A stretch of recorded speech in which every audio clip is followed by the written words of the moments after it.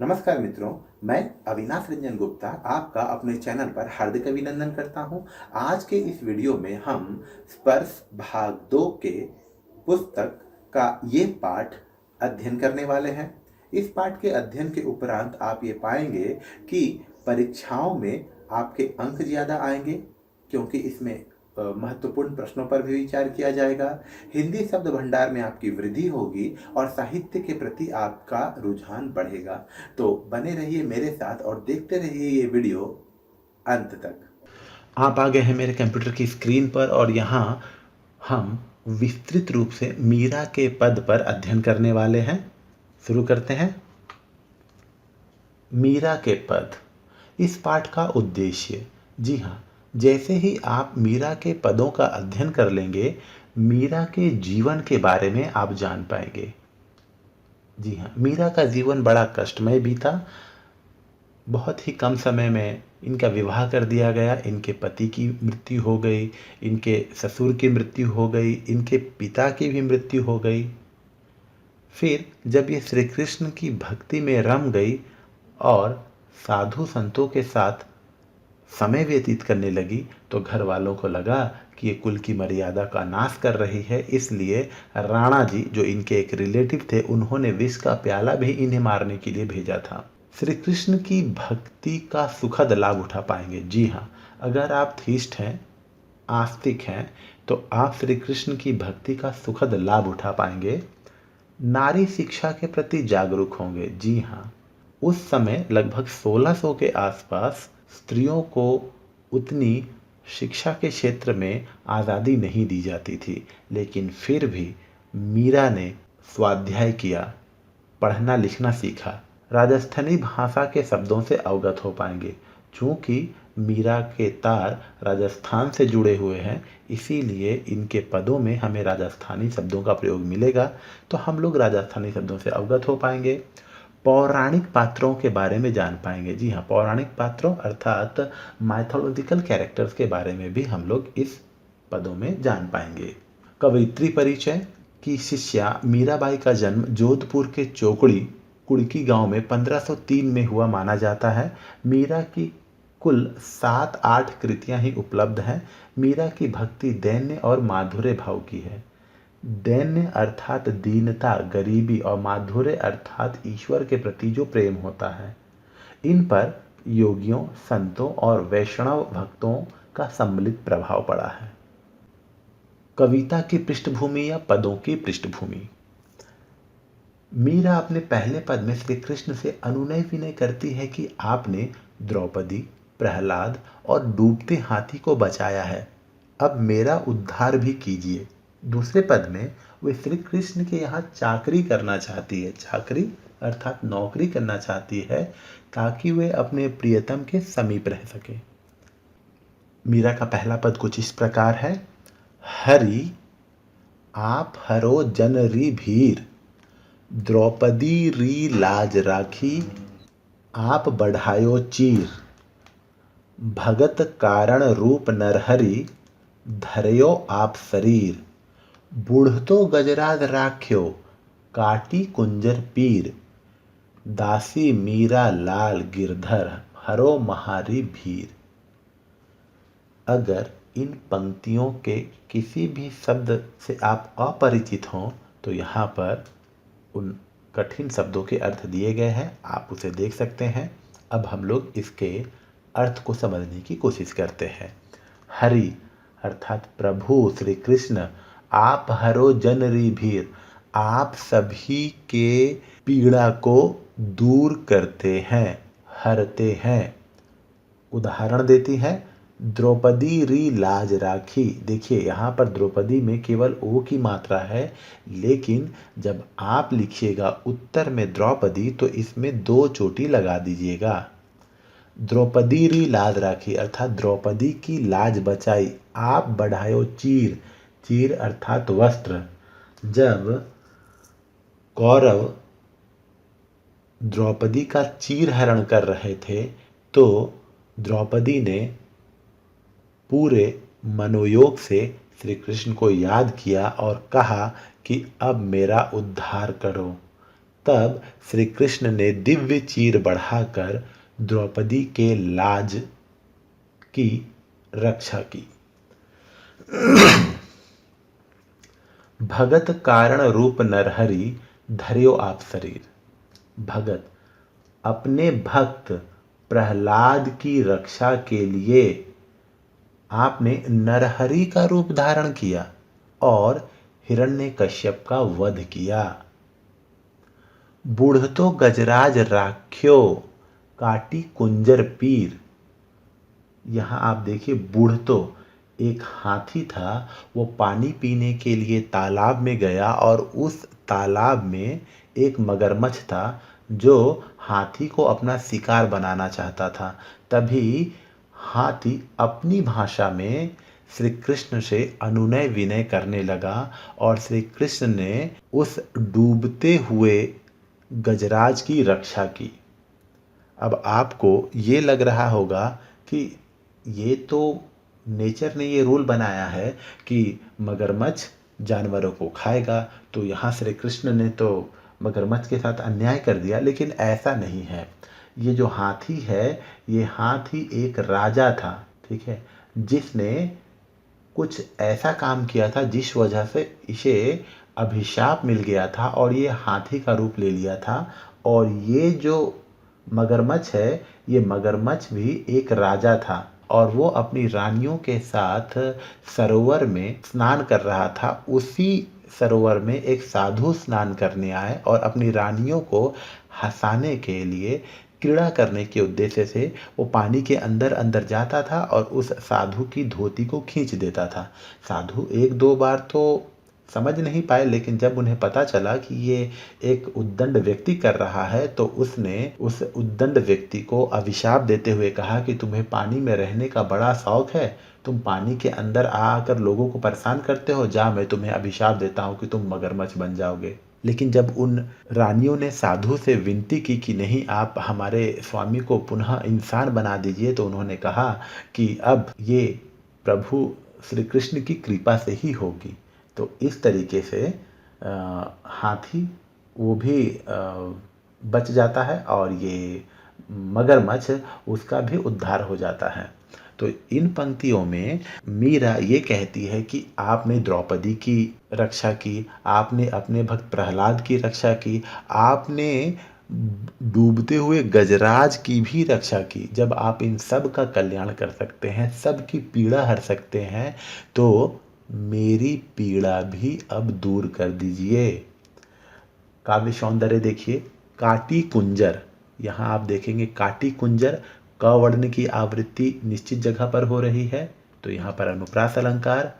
हरो महारी भीर, तो यहाँ पर देखो र और र वर्ण की आवृत्ति हो रही है, इसलिए यहाँ अनुप्रास अलंकार हो गया है। यहाँ पर सरल राजस्थानी शब्दों का प्रयोग किया गया है। अब दूसरे पद की ओर बढ़ते हैं। श्याम महाणे चाकर राखो जी, गिरधारी लाला महाणे चाकर राखो जी। चाकर रहस्यों बाग लगास्यों, निथ उठ दर्शन पास्यों। बिंद्रा वनरी कुंज गली में, गोविंद लीला गास्यों। चाकरी में दर्शन पास्यों, सुमरण पास्यों खर्ची। भाव भगति जागरी पास्यों, तीनों बाता सरसी। इन पंक्तियों के जो भी कठिन शब्द हैं उनके अर्थ यहाँ देख सकते हैं। अगले स्लाइड में हम लोग इन पंक्तियों के अर्थ पर विचार करेंगे। दूसरे पद में मीरा श्री कृष्ण से विनती करती है कि मुझे आप अपने यहाँ नौकरी पर रख लीजिए। श्याम महाने चाकर राखो जी। जब श्री कृष्ण इस बात से नहीं सुनते हैं या ये सुनकर नौकरी पर नहीं रखते हैं, तो वो अपने शब्दों में और पोलाइट वाले शब्दों का और विनम्रता पूर्वक वाले शब्दों का प्रयोग करके कहती है, गिरिधारी लाला महाने चाकर राखो जी। अर्थात जब पहले अटेम्प्ट में श्री कृष्ण ने कुछ प्रतिक्रिया नहीं की, तो दूसरे अटेम्प्ट में, दूसरे प्रयास में मीरा और भी मनुहारी और हृदय स्पर्शी शब्दों का प्रयोग करते हुए कहती है, गिरिधारी लाला महाने चाकर राखो जी, अर्थात मुझे नौकरी पर रख लीजिए। चाकर रहस्यों बाग लगास्यूं, अर्थात मैं आपके यहाँ काम करूंगी और क्या करूंगी, बाग लगाऊंगी अर्थात बागबानी करूंगी।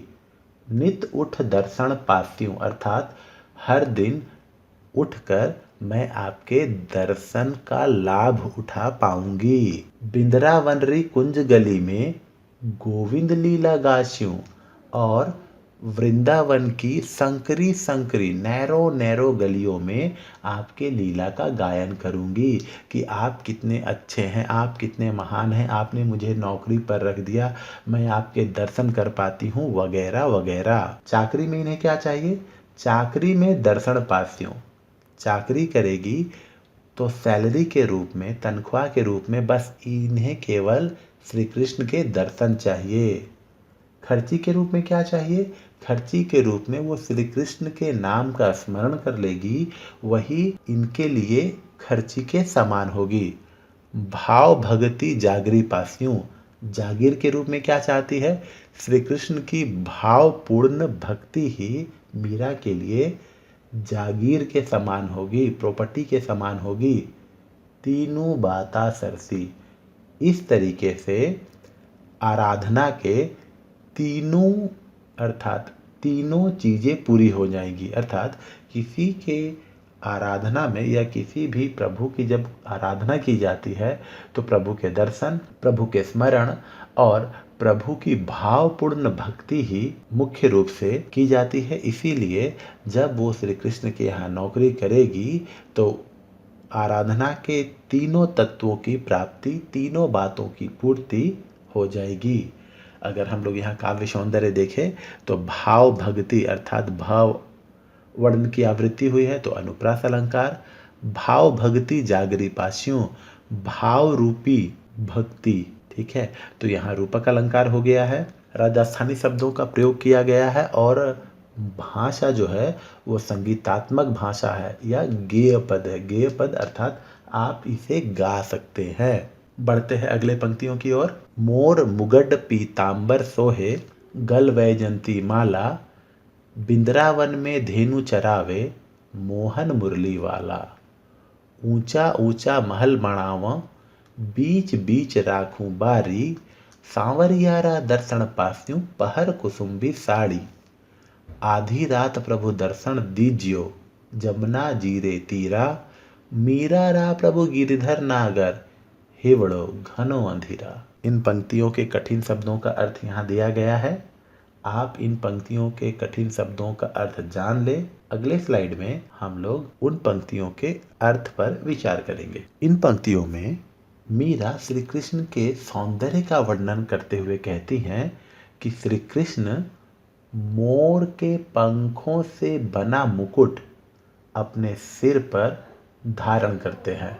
पीतांबर सोहे, पीतांबर पीत प्लस अंबर अर्थात पीले वस्त्र श्री कृष्ण के शरीर पर, अर्थात श्री कृष्ण का जो शरीर है वो सांवला है और सांवले शरीर पर पीले वस्त्र अत्यंत शोभायमान लगते हैं। गल वैजंती माला अर्थात वे अपने गले में वैजंती माला धारण किए हुए रहते हैं। इतने सुंदर होते हुए भी वो क्या करते हैं, बिंद्रावन में धेनु चरावे अर्थात वृंदावन में वो धेनु अर्थात गाय चराते हैं। मोहन मुरली वाला, मोहन अर्थात मन को मोहने वाला, मुरली वाला अर्थात उनके हाथों में हमेशा एक मुरली, एक वंशी, एक बांसुरी रहती है और धेनु अर्थात गाय चराने पर उनकी सुंदरता और बढ़ जाती है।